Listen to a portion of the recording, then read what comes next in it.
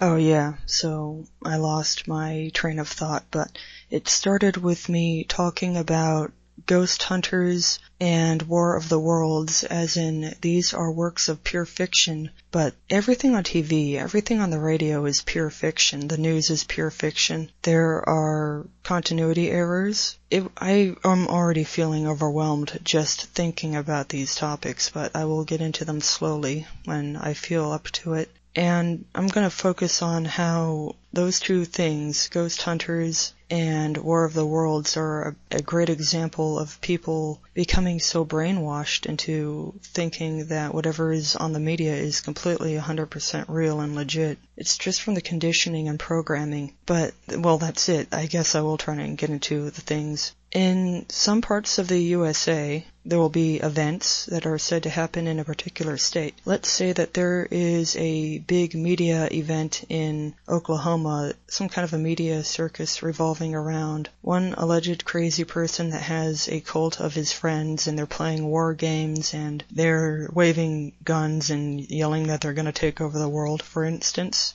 And there'd be this militia of people LARPing as Huns with guns or something like that. And it will be covered in Oklahoma, and the details in the Oklahoma media are going to say one set of things about the situation, but then media in New York reports on the event, and they're going to have details that were not present in the Oklahoma media, and then Wisconsin will cover the event, and they're going to have another side of the story. Isn't that weird? There are real-life examples of this, but I'm not going to tell you what they are. But there are some media cases that revolve around, I guess, just characters that are on the news. They're all fictional characters, and there's going to be people in real life that are going to watch it like it's a sports game or a TV show in its own right, because it basically is. It is fiction, and there's people that enjoy watching the development, but it's fiction. And when it comes to continuity errors, there might be a bunch of media stories about a child that is supposedly born with a horrible illness or disorder, but they're going to be wearing a rubber mask, and you can actually tell that it's a horror mask,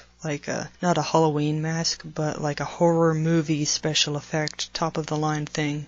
Of course, I have to say about television and radio that these things are not intended to be viewed over and over and over. The news is intended, especially before 2000, TV stuff was intended to be viewed once. It's not a movie that is going to be shown on a big screen hundreds of times, so they're not going to put a lot of production value into it. It's going to be very low quality. The green screen is going to be very choppy. The acting will be very bad because you're supposed to see it once. Today that has changed, and now they have to step up their game. So, back to a supposed child born with some crazy disorder that makes them deformed, and they're wearing a rubber mask that is extremely frightening to look at. There's going to be continuity errors because a lot of the writers that get published are not very good. They will first say that the child has normal intelligence, but then some other writer on this topic will not get that memo, and they're going to write a story about the child being mentally handicapped when that is not part of the canon.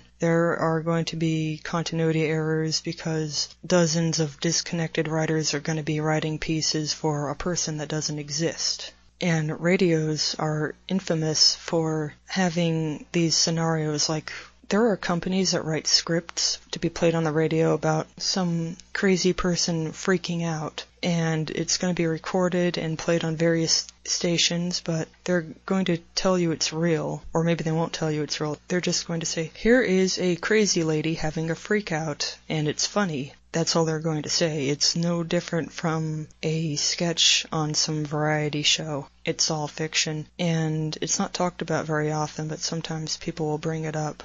Everything in media is just text, audio, and video, and maybe it's a little more polished and widely distributed, but it's all fiction, all of it.